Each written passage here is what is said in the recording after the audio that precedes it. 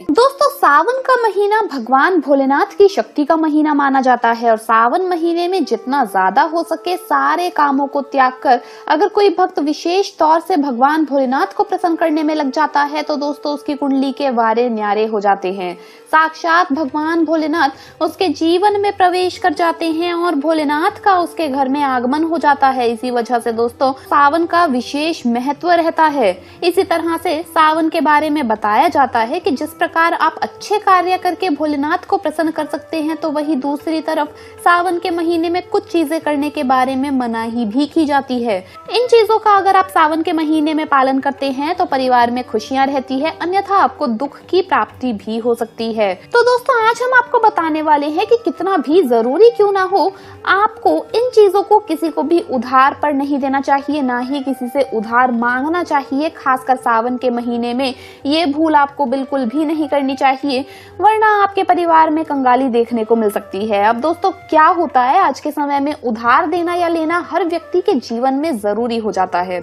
कोई किसी को इसलिए उधार देता है ताकि उन्हें अपने जीवन में अच्छी चीजें वापस प्राप्त हो, तो कुछ व्यक्ति सामाजिक सरोकार निभाने के लिए उधार देते हैं। लेकिन दोस्तों सावन के महीने में आप ऐसा करते हैं तो आपके जीवन में कंगाली विद्यमान हो जाती है। बात करते हैं सबसे पहली चीज की, लेकिन उससे पहले दोस्तों एक बार सच्चे मन से भगवान भोलेनाथ का जयकारा तो जरूर बनता है। सावन का पवित्र महीना चल रहा है दोस्तों, सच्चे मन से कमेंट्स में जरूर लिखे हर हर महादेव, जय भोलेनाथ, ओम नमः शिवाय। दोस्तों भोले भंडारी के लिए एक लाइक तो जरूर बनता है और अगर आपने अभी तक चैनल को सब्सक्राइब नहीं किया है तो जल्दी से सब्सक्राइब कर बेल आइकन भी जरूर दबाइए।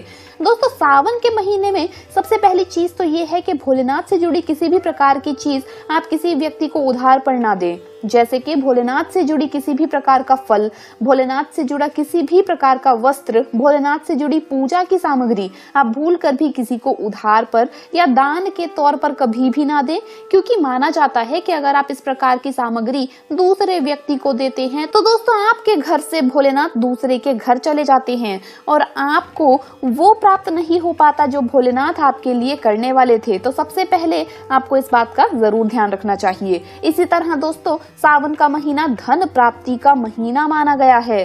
भोलेनाथ साक्षात आपके घर में आगमन करने के लिए आ जाते हैं, तो इस बात का आपको ध्यान रखना चाहिए कि सावन के महीने में भूल कर भी कोई व्यक्ति आपसे धन उधार मांगने के लिए आता है तो आपको उसे उधार रुपए नहीं देने चाहिए और सावन में आपको किसी अन्य व्यक्ति से उधार भी नहीं लेना चाहिए। ऐसी मान्यता है कि सावन के महीने में आप उधार देते हैं या लेते हैं तो वो आपका धन कभी भी लौट कर नहीं आता और जो धन आपने किसी अन्य व्यक्ति से लिया है वो कर्ज आपके ऊपर चढ़ जाता है, वो कर्ज आपसे कभी भी नहीं उतर पाता। इसी वजह से ऐसा करने की मनाही की जाती है। इसी तरह दोस्तों सावन का महीना भगवान भोलेनाथ का दूध अभिषेक करने का, भगवान भोलेनाथ को दही अभिषेक करने का महीना माना गया है और भगवान को सफेद चीजें चढ़ाई जाती है। लेकिन दोस्तों इस बात का ध्यान रख के सावन के महीने में अगर भोलेनाथ को चढ़ाने के अलावा कोई व्यक्ति सुबह के समय आपसे दूध, दही, छाछ या संध्या काल के समय में अगर ये चीजें आपसे उधार मांगने के लिए या ऐसे ही मांगने के लिए आ जाता है तो आपको भूल कर भी किसी अन्य व्यक्ति को ये चीजें नहीं देनी चाहिए। अगर आप भोलेनाथ को चढ़ाने के अलावा ऐसा कार्य करते हैं तो आप समझ लीजिए कि आपके घर की लक्ष्मी दूसरे के घर चली जाती है और साक्षात भोलेनाथ के क्रोध का भी आपको सामना करना पड़ता है। इसी तरह दोस्तों अगर आप किसी व्यक्ति को गिफ्ट देना चाहते हैं या गिफ्ट के तौर पर कुछ चीजें देना चाहते हैं तो सावन के महीने में भूल कर भी आपको किसी को भी अपनी पहनने वाली घड़ी या बाजार से नई घड़ी खरीद कर नहीं देनी चाहिए, क्योंकि हर व्यक्ति के साथ उसका समय अच्छा या बुरा चलता रहता है। आपको घड़ी किसी से भी लेनी नहीं चाहिए।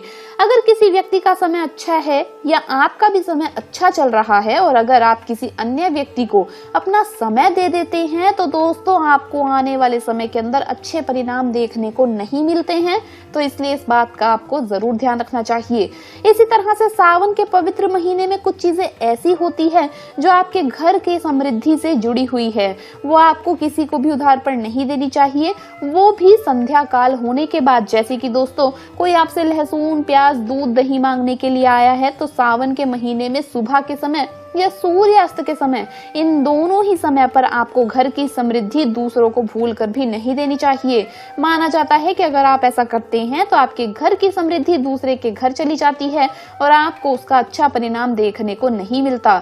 इसी तरह से दोस्तों, सावन के पवित्र महीने में आपको उन बातों का ध्यान जरूर रखना चाहिए जो दान पुण्य से जुड़ी हो। दान पुण्य करना हिंदुस्तान की परंपरा रही है। हर व्यक्ति दान पुण्य करके सावन के पवित्र महीने का लाभ उठाता है, लेकिन सावन में आपको 2 प्रकार के वस्त्र ना तो बाजार से खरीद कर ले आने चाहिए और ना ही किसी व्यक्ति से उधार लेने चाहिए और ना ही किसी व्यक्ति को उधार देने चाहिए। इसमें सबसे पहली चीज है काले और सफेद रंग के वस्त्र। आप विशेष रूप से ध्यान रखें, भूल कर भी किसी भी सुहागन महिला को सफेद वस्त्र उधार या दान दक्षिणा के तौर पर आपको नहीं देने चाहिए। माना जाता है कि अगर आप ऐसा करते हैं तो उसके वैवाहिक जीवन को ये प्रभावित करता है और वैवाहिक जीवन में दुख आ जाते हैं। तो इसी वजह से आपको इसका ध्यान रखना चाहिए। और दोस्तों, विशेष तौर से काले वस्त्र आपको किसी को भी दान के तौर पर या उधार के तौर पर कभी भी नहीं देने चाहिए और खास तौर से सावन के महीने में तो ये गलती बिल्कुल भी नहीं करनी चाहिए। ऐसी मान्यता है कि अगर आप ऐसा करते हैं तो सामने वाले व्यक्ति के जीवन में कंगाली आ जाती है और देने वाले व्यक्ति के जीवन में राहु दोष लग जाता है और साक्षात भोलेनाथ उस व्यक्ति से क्रोधित होने लगते हैं। तो इस बात का आपको जरूर ध्यान रखना चाहिए। दोस्तों, महिलाओं की आदत होती है कि जब रसोई के अंदर किसी प्रकार का सामान कम हो जाता है तो अपने आस पड़ोस से मांगने के लिए आ जाते हैं। लेकिन सावन का महीना एक ऐसा महीना है जिस समय पर अगर आप अपनी रसोई घर की चीजें किसी अन्य व्यक्ति को उधार या दान पर देते हैं तो आपके घर की समृद्धि दूसरे के घर चली जाती है। इसमें सबसे मुख्य है तरल चीजें।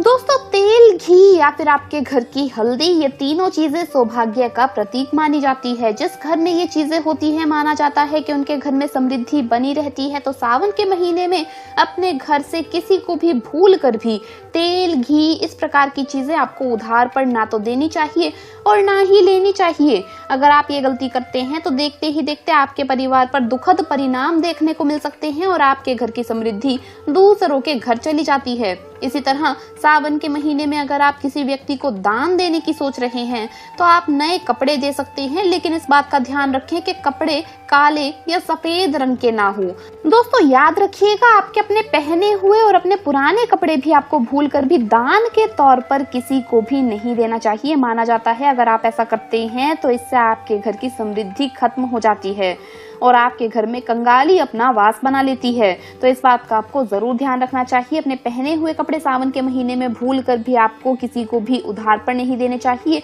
और ना ही आपको दान के तौर पर कभी भी अपने पहने हुए कपड़े किसी को भी देने चाहिए। दोस्तों, दूसरी चीज ये है कि सावन का महीना सुहाग के लिए विशेष माना जाता है। माता लक्ष्मी से जुड़ी चीजें आपके घर में समृद्धि को बढ़ाती हैं, माता लक्ष्मी को आमंत्रित करने का कार्य करती है। तो ऐसी चीजें जो माँ लक्ष्मी से जुड़ी हो वो आपको किसी को भी नहीं देनी चाहिए।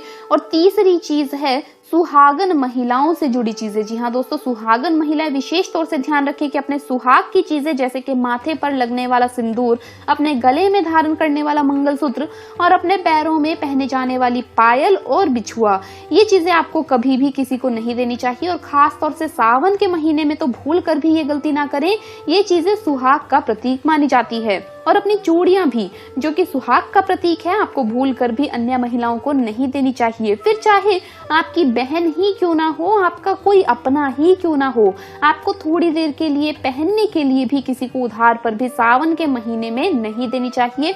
आप भूल कर भी ये गलती ना करें, इस बात का ध्यान रखें। तो दोस्तों, निश्चित ही तौर पर आपको इसके शुभ परिणाम देखने को मिलेंगे और देखते ही देखते भगवान भोलेनाथ की विशेष कृपा भी आपको देखने को मिल सकती है। तो दोस्तों, आपको वीडियो कैसा लगा हमें कमेंट्स में जरूर बताएं। इस वीडियो को लाइक करें, अपने दोस्तों के साथ शेयर करें और हमें सब्सक्राइब करना ना भूलें। धन्यवाद दोस्तों, आपका दिन शुभ रहे। हर हर महादेव, जय भोलेनाथ, ओम।